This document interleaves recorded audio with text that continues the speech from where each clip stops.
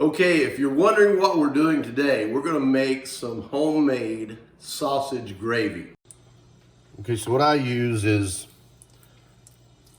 sausage. I pinch it off, I get it all in pieces.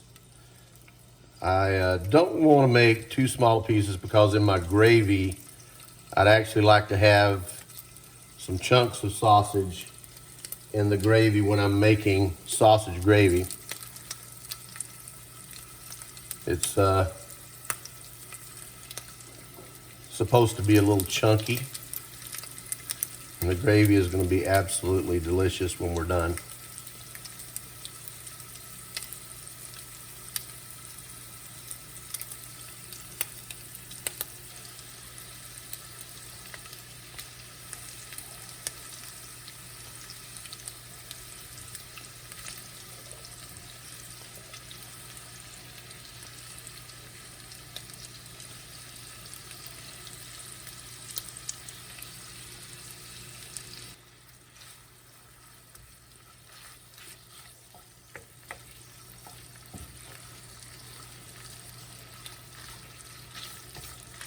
Smells so good, and it's going to smell even better in a moment. Right now, all we're doing is creating a base for the gravy. You'll want to render it down so that there's oil, in this case it's grease, in the pan. And obviously the oil is important in the mix of the country gravy. That's about as much as I want to break the sausage apart, as you can tell. Let's let it cook. Let's let it keep cooking until it browns a little bit and gets firm, and that way we know it's cooked all the way through. After all, this is pork.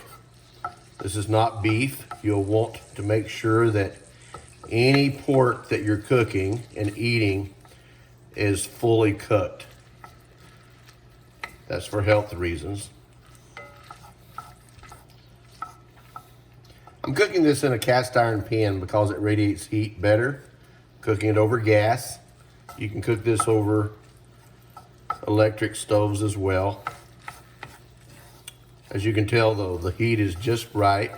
You don't want your heat too high, especially on a cast iron pan. And if you're using a pan that's not cast iron, you can turn the heat up a little higher, but not much. You don't want it to be too hot.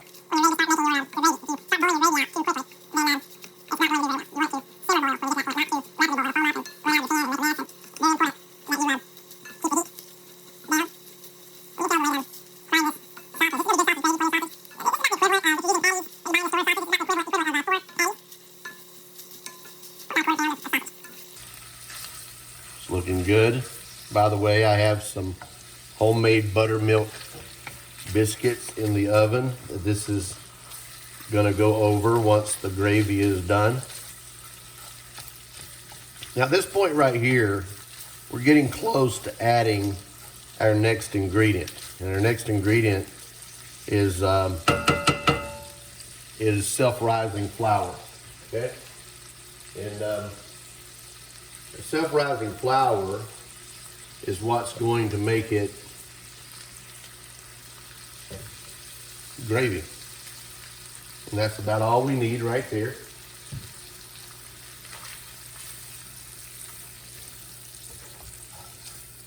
You want to stir this and let it get integrated into the grease. Make sure that the flour is completely done. You'll start seeing the flour starting to turn a brown color instead of a white color, which is very important when making gravy. I personally like my gravy not too thick, but not too thin either. I like it to pour, but I also like it to If it's too thin, it's just gonna run around the plate too much. I want it to be thick enough. You can see what I have here. This is looking really good.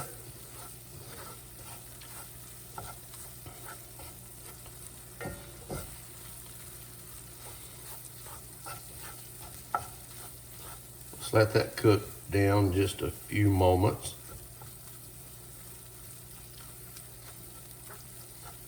If you see any white places, just keep stirring until all that gets integrated completely out, because you want your gravy. You have to realize this is that time that the flour is actually cooking and activating, so that when it rises into our next ingredient, which is going to be whole milk,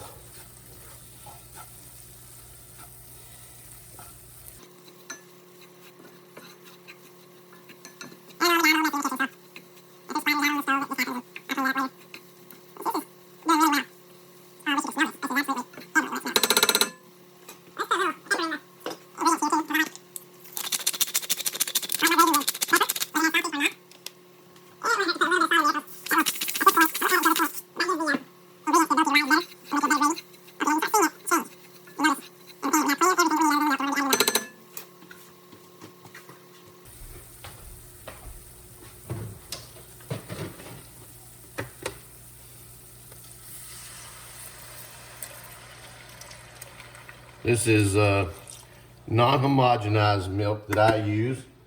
Sometimes it does have clumps of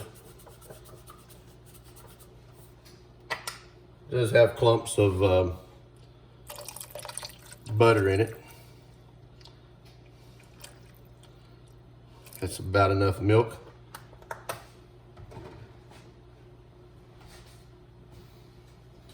Now at this point, I want to stir slow, not fast. And I'm going to let it all activate. And it takes a little time for it to thicken up.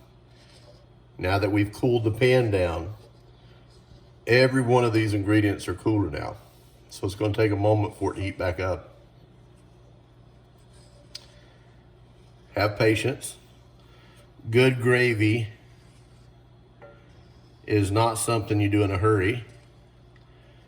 Good gravy is something that you do with patience. That's one of the characteristics of the culture of the South, is patience.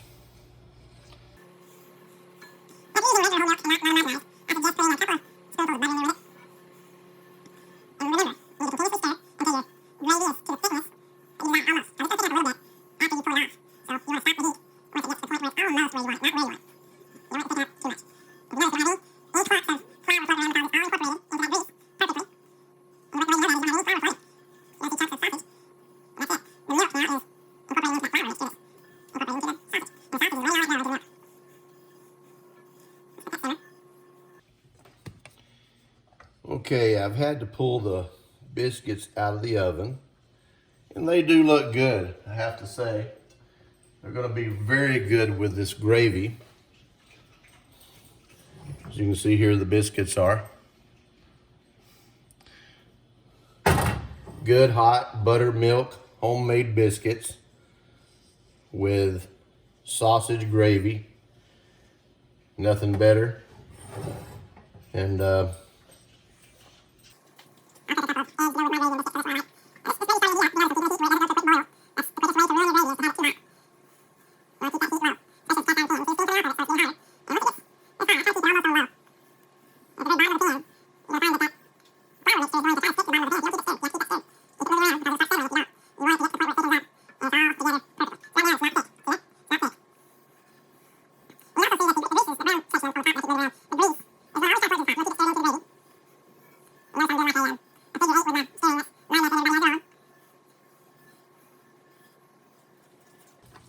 okay, now once it starts thickening at this point right here,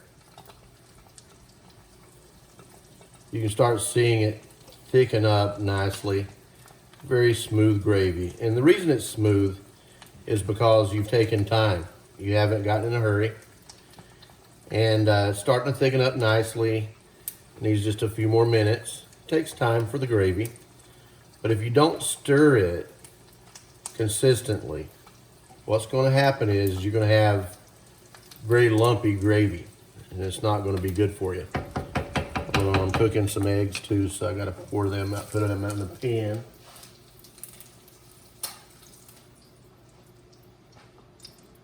Pour them out of the pan into the plate I'm going to be eating in. This gravy is absolutely perfect. It's coming out nice. As you can see, it's starting to thicken up. Now, once it starts thickening up at this point right here, you need to be very careful because it could start foaming before it ever starts thickening correctly. So let's be really careful at this point and not neglect it, okay? And there's going to be flour that will start to try to stick to the bottom, and you'll feel that thickness at the bottom. You got to keep that moving around. If you don't keep that moving around, that'll scorch. You don't want it to scorch. And again, I have this pan at a very low heat because it's cast iron. In my opinion, cast iron cooks better than any other pan. I have several cast iron pans. The one that I cook the biscuits in is older than me. It's about 75 years old, the pan is. And this one I'm cooking the gravy in is only a few years old, but I seasoned it very well. It's been used a lot. And obviously when I get through cooking gravy in it, I'll wash it out with some dish soap and hot water. And then I'll oil it and put it away. And the gravy is thickening up nice. Starting to thicken up very nice. It's gonna be very good, smooth country gravy. Giving it time.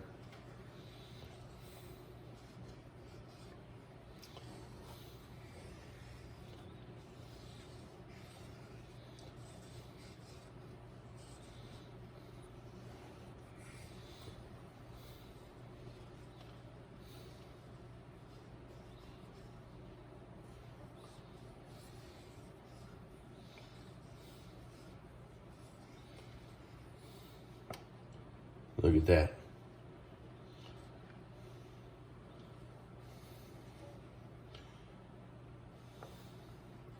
If you're wondering how much flour that I put in the beginning, I probably put about 4 tablespoons of flour. I don't measure anything. If you want to put more sausage in your gravy, you can. I don't like my gravy all sausage. I want gravy with sausage, not sausage with gravy. I want it to be perfect when it gets poured over my biscuits.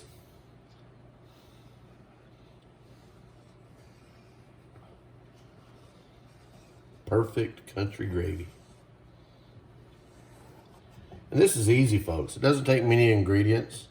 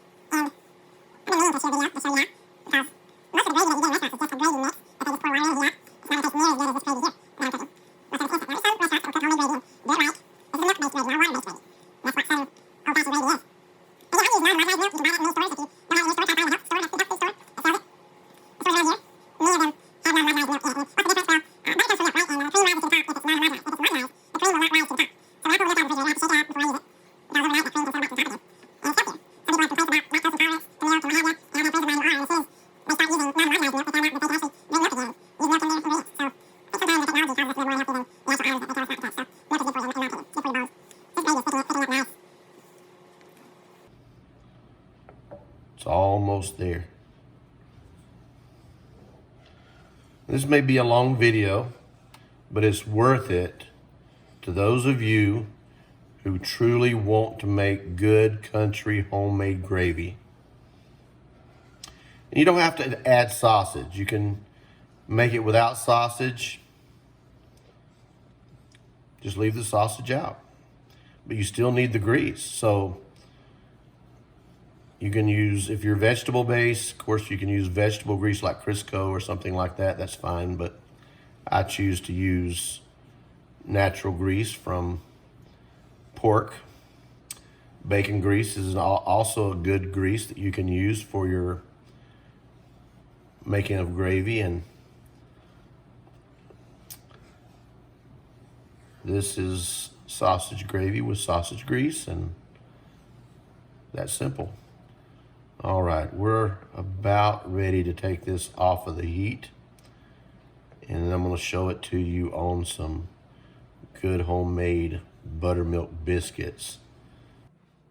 Okay, we're gonna make this gravy and biscuit dish perfect. I love gravy and biscuits. Now, what I do is I tear my biscuits up like this, and you can just pour it straight over your biscuits if you want to. And these are good biscuits. Cooked them while I was cooking the gravy. And like my biscuits with a little bit of a firmness. As you can see, these are not just falling or crumbling apart. These are the kind of biscuits that you can be proud of if you cook them. Now, also I have eggs. Now, I mix my eggs up inside my gravy and biscuits. You don't have to do that. But I wanted to show you the texture of the gravy, okay? So let's put some gravy over the biscuits.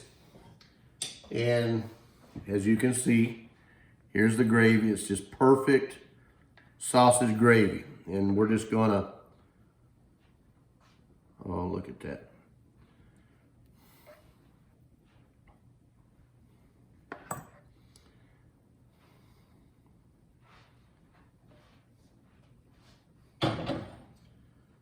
Well, there you go, folks. This is a perfect breakfast. Not the kind of breakfast that you can get just anywhere. And I don't know about you, but in my opinion, that's some good looking breakfast. Good gravy, good texture, and I know you want to try some, but I'll do that for you. How about that? Perfect.